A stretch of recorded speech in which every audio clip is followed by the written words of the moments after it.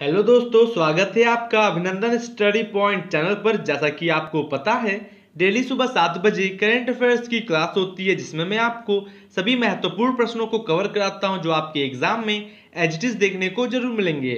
आप इस क्लास को लास्ट तक देखिए। अगर आप इस चैनल पर नए हैं तो सब्सक्राइब कर ले चैनल को और बेल आइकन को प्रेस करना बिल्कुल भी ना भूलें, लेटेस्ट वीडियो की अपडेट सबसे पहले आपको मिलने के लिए। तो आइए स्टार्ट करते हैं आज की क्लास को। पहला प्रश्न है, क्वेश्चन ऑफ द डे, किस देश के बीच स्वाधीनता सड़क खोली जाएगी? Between which country will the freedom road be opened? Right answer होगा option number D, Bangladesh. Discuss करते हैं फुल डिटेल में। बांग्लादेश और भारत के बीच स्वाधीनता सड़क 26 मार्च 2021 को खोली जाएगी। सड़क भारतीय तरफ से कार्यात्मक है और यह बांग्लादेश में मुजीबनगर मेहरपुर जिले के माध्यम से जुड़ेगी।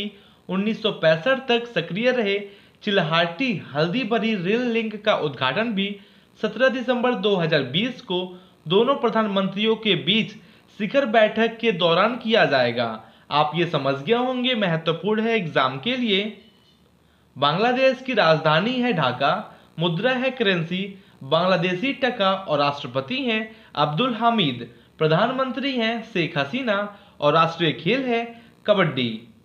अगला प्रश्न है, किस देश में पहला 15 दिसंबर 2020 को कोविड-19 टीकाकरण शुरू हुआ है? यूएसए में पहला कोविड-19 टीकाकरण शुरू हुआ है।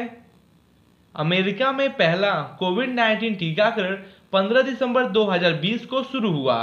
खाद्य और औषधि प्रशासन की मंजूरी के बाद न्यूयॉर्क में एक गहन देखभाल नर्स सैंड्रा लिंडसे कोविड-19 वैक्सीन पाने वाली पहली अमेरिकी हैं और अमेरिकी टीकाकरण कार्यक्रम का लक्ष्य अप्रैल 2021 तक 100 मिलियन लोगों तक पहुंचाना है और कोविड-19 से अमेरिका में 3 लाख के करीब मौतें हुई हैं, जो अब तक की दुनिया की सबसे ज्यादा मृत्यु संख्या है। आप ये ध्यान रखिएगा, महत्वपूर्ण है एग्जाम के लिए।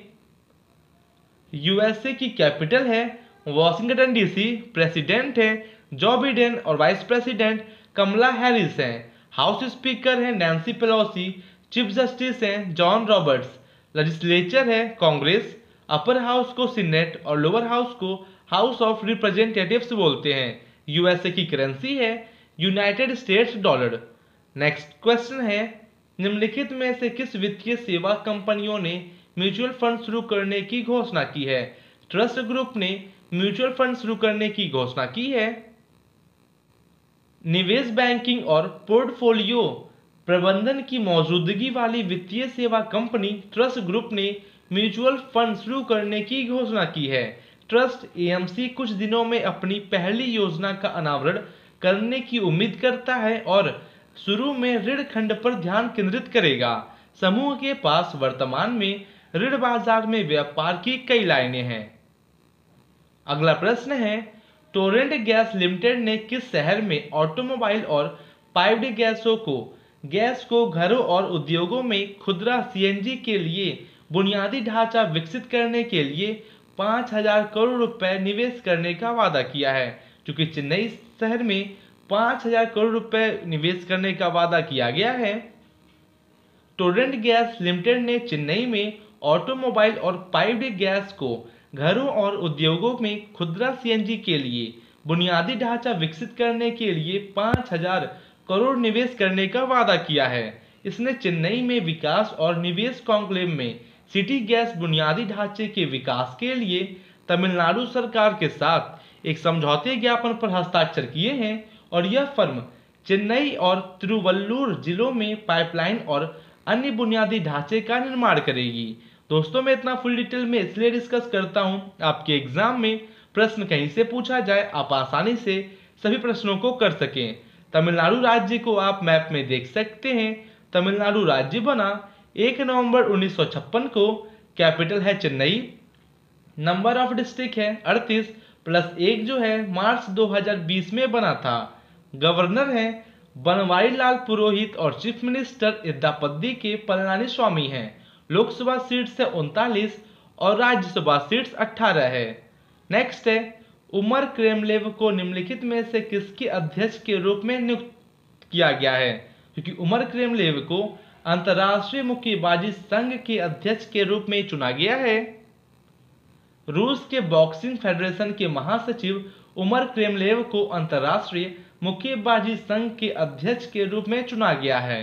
क्रेमलेव ने एक प्रतियोगिता में 57% से अधिक वोट जीते, जिसमें 5 उम्मीदवार और 155 संघ शामिल थे। क्रेमलेव के पूर्ववर्ती गाफूर राखीमोव पर अमेरिका द्वारा संगठित अपराध से संबंध रखने का आरोप लगाया गया था। आप ये समझ गए होंगे। अगला प्रश्न है, किस देश के विदेश सचिव 14 दिसंबर 2020 से भारत की 4 दिवसीय यात्रा पे हैं? यूनाइटेड किंगडम के विदेश सचिव भारत की 4 दिवसीय यात्रा पर हैं। यूनाइटेड किंगडम के विदेश सचिव डोमिनिक रैब 14 दिसंबर 2020 से 4 दिवसीय भारत यात्रा पर हैं। उन्होंने 15 दिसंबर 2020 को आपसी हित के द्विपक्षीय, क्षेत्रीय और अंतर्राष्ट्रीय मुद्दों पर विदेश मंत्री डॉक्टर सुब्रमण्यम जयशंकर के साथ बातचीत की और यात्रा के साथ एक हिस्से के रूप में श्री राव बेंगलुरु जाएंगे और यहां वे 16 दिसंबर 2020 को कर्नाटक के मुख्यमंत्री से मिलेंगे। आप ये समझ गए होंगे। और आपको बता दें दोस्तों, जो कि विदेश मंत्री कौन है प्रेजेंट में, डॉक्टर सुब्रमण्यम जयशंकर जी। आपके एग्जाम के लिए महत्वपूर्ण है। The United kingdom of great Britain and northern Ireland commonly जाना जाता है यूनाइटेड किंगडम, और यह एक सॉवरेन कंट्री है। लोकेट करता है यूरोपियन मेनलैंड के नॉर्थ वेस्टर्न कोस्ट में। कैपिटल है लंदन। मोनार्क है एलिजाबेथ सेकेंड। प्राइम मिनिस्टर हैं बोरिस जॉनसन और अपर हाउस को हाउस ऑफ लॉर्ड्स और लोअर हाउस को हाउस ऑफ कॉमन्स बोलते हैं। यूके की करेंसी है पाउंड स्टर्लिंग। दोस्तों, कोई भी कंट्री आपके न्यूज में है, करंट में है, उसके प्राइम मिनिस्टर, प्रेसिडेंट करेंसी से एग्जाम में प्रश्न पूछते हैं। आप ये ध्यान रखिएगा। अगला है, सिंगापुर ने निम्नलिखित में से किस कोविड-19 वैक्सीन को विकसित करने की मंजूरी दे दी है?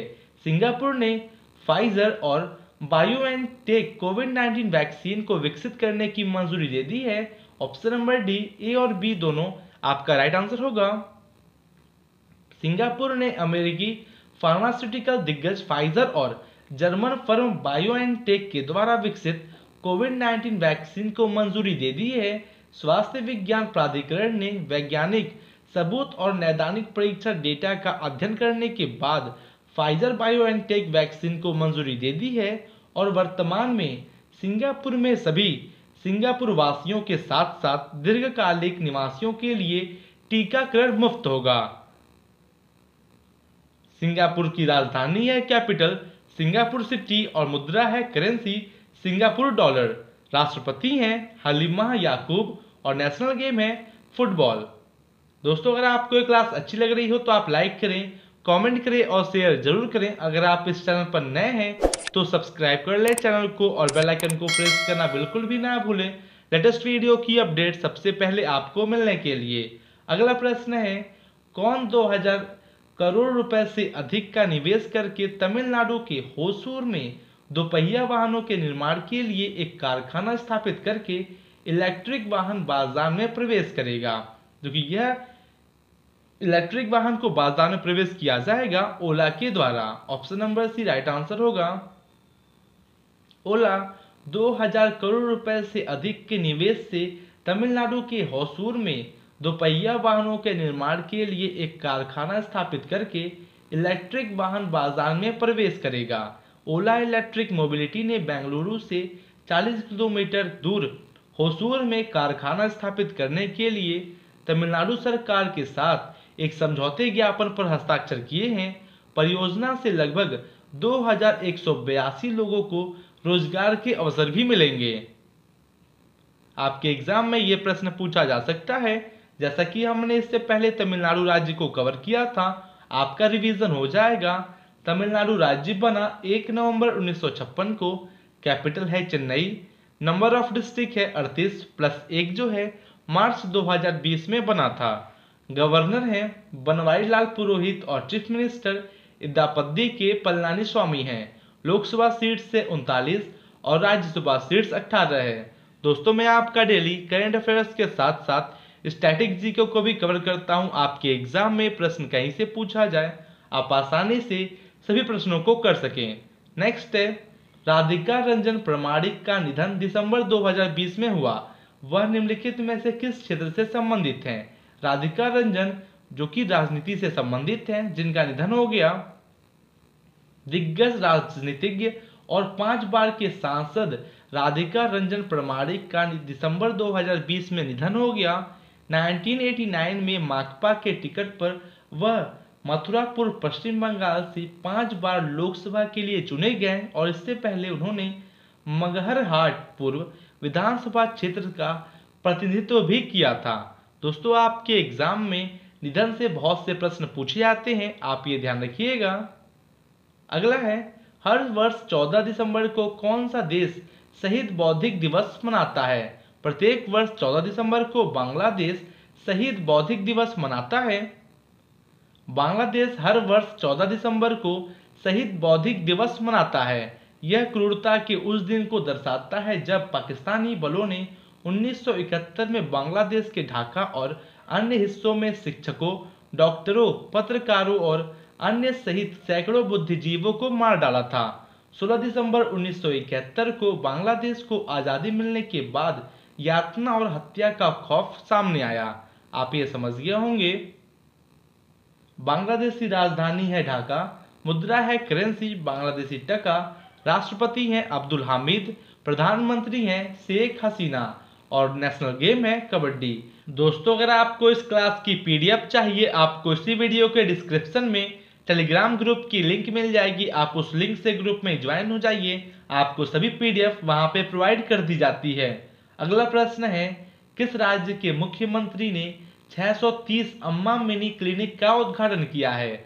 Which states chief minister has inaugurated 630 अम्मा मिनी क्लिनिक? दोस्तों, ये है आपका आज का homework, question of the day. आपको इसका आंसर कमेंट बॉक्स में कमेंट करके जरूर देना है। आप जैसे बहुत से स्टूडेंट्स डेली कमेंट बॉक्स में कमेंट करके आंसर देते हैं और मैं इसका आंसर आपके नेक्स्ट क्लास में बताऊंगा। आशा करते हैं आपको क्लास काफ़ी अच्छी लगी होगी। अगर अच्छी लगी है तो आप लाइक करें, कमेंट करें और शेयर जरूर करें। शेयर करें उन सभी स्टूडेंट्स के पास जिसको इस क्लास से काफ़ी हेल्प मिल सके। तो मिलते हैं आपसे कल और टॉप लेवल के इंपॉर्टेंट क्वेश्चंस के साथ। Thank you and good day.